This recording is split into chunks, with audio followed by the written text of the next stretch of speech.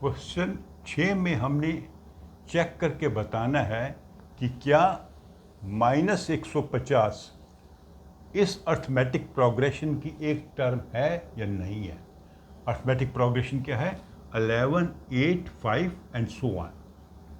तो क्या अगर हम ये पूरी लिखते जाएं तो -150 इसकी एक टर्म बनेगी या नहीं बनेगी, ये हमने चेक करना है। तो ऐसे क्वेश्चन में हम क्या करते हैं कि जिस टर्म को हमने चेक कर लेना है कि वो उसका पार्ट है कि नहीं है, हम उसको मान लेंगे कि ये इसकी टर्म है। कौन सी टर्म है? nth टर्म है।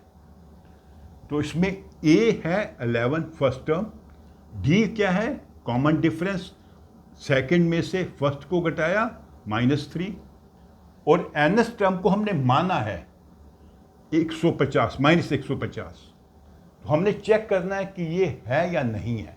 इसके लिए चेक करने के लिए हम क्या करेंगे? n की वैल्यू कैलकुलेट करेंगे using this formula an = a + n-1 = d। तो हम an 150 हमने माना है, ये गिवन है 11, n हमने पता करना है एंड d इज -3। तो हमने ये ब्रैकेट ओपन कर ली, -3n + 3 हो जाएगा, 11 तो ये वाला ही है। इसको और सिंप्लीफाई करेंगे, -150 = 14 - 3n, फर्दर सिंप्लीफाई किया, -3n = -164। तो -n माइनस कट जाएगा, 3n = 164। तो n की वैल्यू क्या निकलेगी?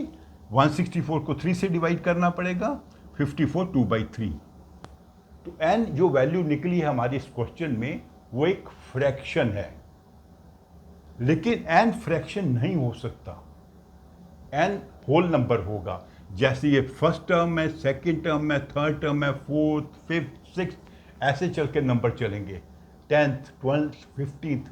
तो चूंकि ये होल नंबर नहीं है, अर्थात -150 इस प्रोग्रेशन का एक टर्म नहीं है, क्योंकि अगर ये इसका टर्म होता इस प्रोग्रेशन का तो हमारा आंसर एक होल नंबर में आना चाहिए था।